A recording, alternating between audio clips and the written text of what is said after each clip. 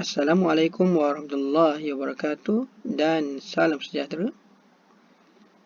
Untuk video kali ini saya akan menerangkan berkaitan dengan teknik menjawab soalan ekonomi bagi PSPM 1. Video ini akan fokus kepada perkara-perkara yang perlu pelajar beri perhatian ataupun merujuk kepada perkara yang selalu pelajar tak buat yang menyebabkan kita hilang markah. Ada kadang-kadang tapi sebenarnya tak perlu. Rasa macam dah jawab betul tapi sebenarnya salah. Tak ada markah, hilang markah ataupun markah tak penuh. Jadi kita akan fokus untuk perkara-perkara ni lah. Kita pergi kepada yang pertama lah. Sebenarnya untuk soalan ekonomi dia ada berbagai bentuk. Kita tengok yang bentuk yang pertama lah. Sekiranya soalan berbentuk pengiraan. Jadi bila soalan bentuk pengiraan ni, kita akan fokus kepada rumus lah. Yang pertama, calon dikenaki menulis rumus. Jadi kat sini ada contoh jawapan pelajar. Contoh rumus TR darab dengan P darab Q lah. Jumlah hasil sama dengan harga dan kuantiti. So boleh guna singkatan TR sama dengan P darab Q. Juga kalau untung TR tolak TC. Dalam pengiraan, yang pertama kita mesti ada formula. Kemudian yang kedua jalan kerja. Dan yang ketiga jawapan. Pastikan ada ketiga-tiganya lah. Formula, jalan kerja dan jawapan. Kat sini calon hanya perlu memberikan satu rumus saja sekiranya pengiraan memerlukan rumus yang sama bagi beberapa soalan. Contoh kat sini keadilan permintaan harga lah. Tapi keadilan permintaan harga ni tak masuk final lah. Jadi kita fokuslah kepada apa yang ada lah, topik yang masuk. Ini adalah formula bagi mengira kos lepas unit lah. Perubahan barang yang dilepas kebagi perubahan barang yang ditambah. Fokus kat situ. Katakanlah ada untuk tiga pengiraan kos lepas unit. Jadi cukup yang pertama sudah cukup untuk kita menulis formula. Bagi kedua ketiga tu kita hanya boleh terus kepada jalan kerja dan jawapan sahaja. So ini adalah formula-formula yang kita ada lah. Tak banyak apa sebenarnya, ini kena hafal.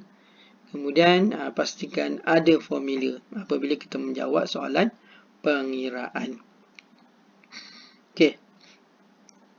Yang kedua, sekiranya calon hanya menunjukkan jalan pengiraan dan jawapan yang diberikan adalah betul, maka pengiraan tersebut dianggap sebagai rumus.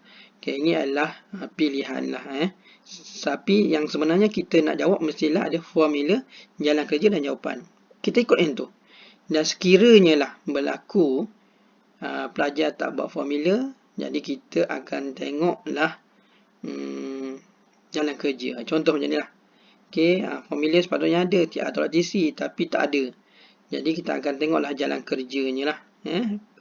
480 tolak 630. Maka dapat jawapan dia rugi 150. So maksudnya kat situ, sekiranya formula tiada tetapi jalan kerja ada, jadi mungkin boleh membantu untuk pelajar masih lagi dapat markah penuh. Tapi kita kata bila soalan pengiraan wajib ada formula, jalan kerja dan jawapan. Seterusnya. Calon perlu memberikan unit yang betul bagi setiap pengiraan yang dilakukan kecuali bagi pengiraan keanjalan tiada unit. Di sini dia ambil contoh keanjalan. Keanjalan ni kita tahu tak ada unit. Tulis je. Negatif 1. Negatif 0,5. Itu sekiranya keanjalan. Kita ada unit. Tapi kalau bab yang lain, maka kita ada unit lah. Contoh kat sini. Kita tahu kalau harga, unit dia adalah RM. Jadi betul lah. Yang bawah tu kuantiti. Tapi RM60. Salah. Sebab kuantiti, unit dia adalah bukan RM. Kita tulis unit. 60 unit. Pastikan unit tu betul ke tak, pun akan hilang markah. Seterusnya. Sekiranya jawapan daripada suatu proses pengiraan adalah bernilai negatif, calon mesti menuliskan simbol negatif tersebut atau menghuraikan jawapan yang diberikan sekiranya tiada simbol negatif. Contoh, jumlah hasil berkurang sebanyak 100. Kat sini ada lah. So kalau ada negatif macam anjal tu, macam KKP negatif 10. Letak negatif. Negatif itu menunjukkan sebanyak 10 tan metrik kelapa sawit perlu dikurangkan. Kalau ada negatif. Kalau tak ada negatif, so kita kenalah tulis ada perkataan lah, iaitu berkurang. Sebanyak, kalau contoh ini mengalami kerugian. Negatif lah tu. Sama ada kita tulis rugi 150 RM 150 ataupun untung RM negatif 150 ataupun mengalami kerugian sebanyak 150. Ataupun kalau macam jawapan kospas tadi, kelapa sawit berkurang sebanyak 10. Misalnya ada ayat. Okey. Kemudian seterusnya, jawapan yang diperolehi mesti mengikut arahan yang telah diberikan, iaitu 2 titik perpuluhan saja. Okey, ini pentinglah. Ini ada arahan pada soalan. Jawapan mesti dibundangkan kepada 2 titik perpuluhan. Contoh kalau kita kira dalam jadual pun tetap kena ada 2 titik perpuluhan. Kemudian, bagi teori pengeluaran terutamanya dalam jadual, sekiranya input berubah bernilai kosong, nilai keluaran AP dan MP mesti bermula dengan nilai sempang dan tidak boleh bernilai kosong. Sekiranya input berubah bermula dengan nilai tertentu lah. Contoh 10. Okay, inilah maksudnya. Okay. Jadi, terutama teori pengeluaran. AP dan MP pada output kosong tu dia dash. Ataupun kalau ada sebelum tu pun, nilai sebelum dia tak ada, dia adalah dash. Tu kena faham lah. AP, MP dash bukan kosong. Macam TP pula kosong, bukan dash. Okay, jadi pelajar memang akan hilang markah juga kat situ. Ramai pelajar akan hilang kerana kesilapan dia, dash ataupun kosong. Okay. Seterusnya, tadi soalan berbentuk pengiraan. Kita pergi pula kepada soalan yang berpandukan jadual. Okey, yang pertama. Calon dikehendaki menuliskan rumus untuk menunjukkan cara pengiraan bagi mendapatkan nilai jawapan bagi setiap kolom di jadual yang diberikan. Okey, ni pula jawapan kita dalam bentuk jadual. Okey, tulis rumus bagi pengiraan setiap kolom. Okey, apa maksud dia tu? Macam ni lah. Ni jadual tadi. So, pada kawasan ni, kita tetap buat rumus AP sama dengan TP bahagi QL. MP perubahan TP bahagi perubahan QL. So, kita buat rumus juga. Kemudian, kita tunjukkan cara pengiraan. 6 bahagi 1 dapat 6. 6 tolak kosong bagi 1 tolak kosong dapat 6. Jadi, tunjukkan bagi formula satu contoh pengiraan. Dan yang lain-lain tu tak apa dah. Kita cuma tulis jawapan sahaja. Okey. Ini penting. Okey, ni nanti kita kira sampai semua pun habis masa. Tak cukup. Okey, jadi kita ikut saja formula, tunjukkan satu contoh kira dan yang lain jawapan sahaja. Okey, tuliskan unit yang betul untuk setiap pengiraan. Okey, unit yang betul untuk setiap pengiraan RM ataupun kilogram, tak kisahlah apa-apa unit saja. Okey, contoh. Okey, ni yang selalu pelajar buat kesilapan, hilang markah. Okey, kalau kita tengok sini, di jadual tu, di kolom-kolom itu, dia ada MC, TC, AVC dan AC. Dekat situ juga perlu ditulis RM. Ni nanti ramai pelajar yang tak buat. Hilang markah, dia akan dipotong markah. So, mesti MC, TC, AVC, AC tu ada RM kat situ. Jadi, dia akan mewakili. Kalau kita kira secara single, satu-satu, maka kita akan tulislah RM 20 contoh. Tapi dalam jadual, dia macam ni. Ada kira satu kolom. Pastikan di atas tu, title kolom tu, kata di kolom yang atas tu, row atas tu ada RM unit. Contoh kolom yang pertama, quantity, tulis unit. Okay, ini penting. Saya sangat-sangat tekankan ini. Sebab yang saya dapati dulu, ramai pelajar memang tak buat ni dan dia akan potong markah. Okay, ingat, unit pada dalam kolom tu. Jarang saya tekankan dalam kelas, tapi perlu sangat letakkan. Okay, next. Kita pergi kepada calon dikehendaki menyalin sebelah jadual yang diberikan dalam soalan. Kolom tingkat buruh sebelum memberikan jawapan untuk nilai keluaran AP dan ataupun keluaran sud MP. Kalau tiada kolom kuantiti, bilangan baris jawapan AP dan MP mesti sama dengan bilangan baris QL. Kalau tak cukup, dia memang akan hilang markah. Senang cerita macam ni lah. Okay, ini jawapan untuk mengira MUL per PI. Ini saya ambil dalam ni walaupun nilai AP dengan MP, tapi ni saya contoh MUL per PI dengan MUL per PY. Dah kira dah, dia minta kira, kita dah kira, tetapi dia salah walaupun kira tu betul. Okay? Ada formula jalan kerja dah betul lah semua, tapi disebabkan kena ada letak ni Q quantity. 1 hingga 6. Bila dah ada kuantiti ni, barulah dikira betul. Kalau setakat tulis MUI/PPI dengan MUI/PPY, tiada kuantiti, maka salah. Sebab kita tak tahu yang mana satu. Tolong, ini juga hilang markah. Akan dipotong. Ni bukan hilang markah, ni salah terus. Sekiranya tiada kuantiti, maka salah terus, kosong. Bukan kurang markah. Okey. Ni contoh kalau kita kira untuk APMP tadi, sama jugalah. Pastikan ada kolom untuk buruh, kolom kuantiti buruh. Dan fokus juga kepada yang ada ribu kilogram bersemua ni. Ni juga jarang kita buat soalan yang berbentuk macam ni. Jadi kalau ada ribu, sama ada kita buat macam tu, kat atas dia di baris pertama tu, di tajuk dia tu ada 1000 kilogram. So dia dah cover dah. Walaupun yang lain tu kita cuma tulis 06, 16,000. Padahal 6,000, 16,000. Tapi dia kat atas tu dah ada 000 kilogram. Maksud dia dah pun menjawab soalan. Ini tolong juga beri perhatian. Beri perhatian. Okey, pastikan nilai kosong tidak diberikan untuk nilai sud di baris yang pertama. Sebaliknya tulis dengan nilai sempang. Ini sama juga, tak kisahlah. Soalan tu soalan kuantitatif, soalan esei, soalan jadual, maka kita mestilah bila MP, AP, kita yang pertama dia adalah dash, bukan kosong. Okey. Ni yang kita kena beri perhatian. MP, AP. Okey, seterusnya. Jika soalan memerlukan pengiraan tingkat harga keseimbangan atau kuantiti keseimbangan, calon perlu menyatakan syarat keseimbangan. Okey, inilah contoh dia. Walaupun soalan tu soalan kuantitatif, dia minta mengira harga dan kuantiti keseimbangan, maka jangan lupa juga sebelum nak tulis jawapan tu, bagi macam ni. MR sama dengan MC, iaitu keseimbangan. Lepas tu baru tulis output keseimbangan 4 unit dan harga keseimbangan 11 hingga 50 sen. Okay, ini tepat. Kena tulis macam ni. Okay. Next, kita pergi kepada soalan berpandukan gambar rajah pula. Okay. Jadi sekiranya soalan meminta calon untuk melakarkan gambar rajah dengan berpandukan jadual yang diberikan, calon mesti memberikan huraian mengikut data-data yang diberikan di jadual yang berkenaan. Calon tidak boleh membuat huraian atau menerangkan mengenai hubungan antara maklumat yang diberikan di jadual secara umum. Okey, ni tak kisahlah, ni contoh dia. So, maksudnya sekarang bila kita dah lukis, dah ada data dalam jadual, bila kita nak lukis rajah, kita tengok data dia. Okey, lepas tu kita lukis ikut data dia.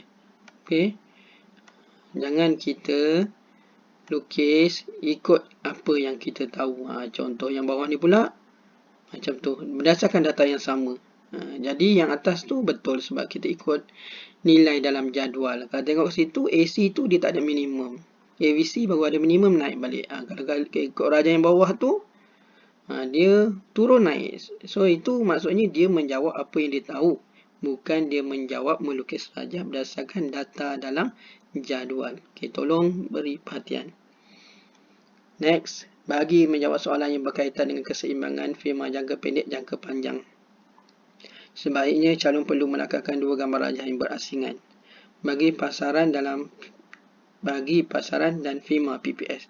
Calon perlu melakarkan 1 gambar rajah sahaja bagi menggambarkan keseimbangan jangka panjang bagi firma, pasaran monopoli dan pasaran persaingan sempurna. Okay, ni mudah ceritanya. Kalau soalan tu minta keseimbangan jangka panjang, maka kita lukis 1 rajah saja, terus yang keseimbangan sajalah.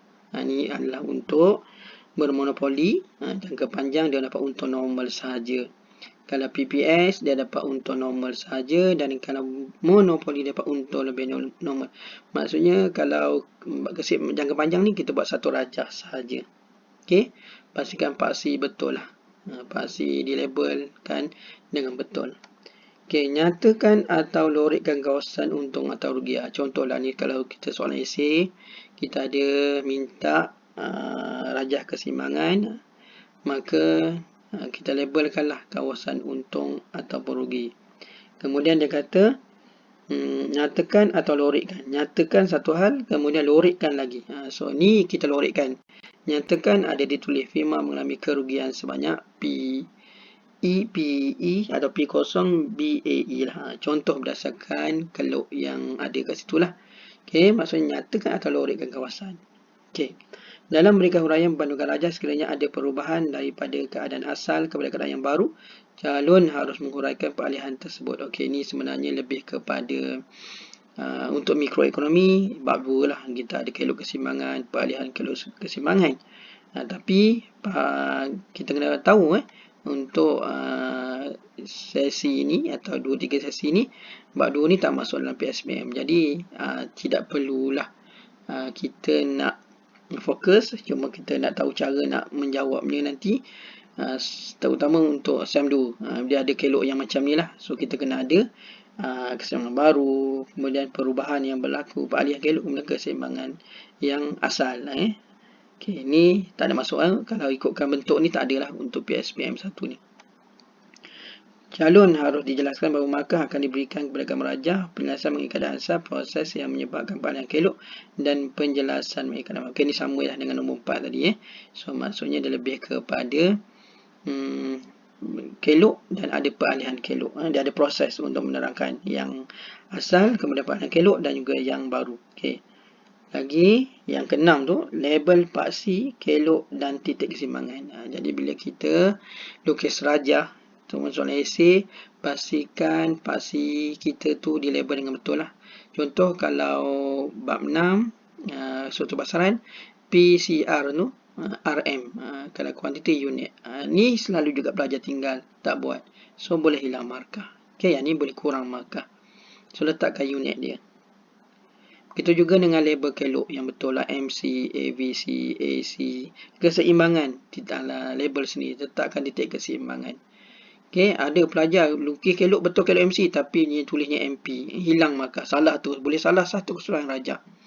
Satu soalan boleh keseluruhan markah boleh hilang disebabkan label-label yang salah. Okay. Okay, seterusnya soalan bahagian esei. Okay, ini sama jugalah. Jawapan yang memerlukan definisi tidak boleh diberikan dalam bentuk rumus. Berikan definisi kos berubah. Contoh, jawapan yang betul ialah kos berubah rata adalah jumlah kos berubah bagi setiap unit output yang dikeluarkan. Jawapan dalam bentuk rumus AVC sama dengan, contoh tu dikliarkan lagi, AVC sama dengan TVC bagi Q tidak boleh terima. Okay. So, dalam definisi tidak boleh ada tambah tolak darab bahagi. Bila ada tu automatik jadi formula. Okay, tolong beri perhatian untuk menjawab soalan definisi lah. Okay, terutamanya. Okay, yang kedua. Bagi soalan yang memerlukan kepada fakta, calon penulis fakta terlebih dahulu sebelum memberikan huraian berkaitan fakta berkenaan. Huraian yang diberikan harus lengkap dan bersertakan contoh. Okey, tak apalah, tidak semestinya ada contoh. Mungkin ada soalan tertentu ada contoh, ada soalan lain tak ada contoh. Jadi itu tak apa, ikut soalan. Tapi yang penting bila kita jawab, okey, pelajar akan jawab macam ni banyak. Macam bentuk perenggan-perenggan lah, ayat. Jadi kat sini kita tak tahu mana satu fakta, mana satu huraian. Ni cikgu kata sebenarnya tak digalakkan. Bukan salah, bukan tak ada markah, bukan markah kosong, tetap ada.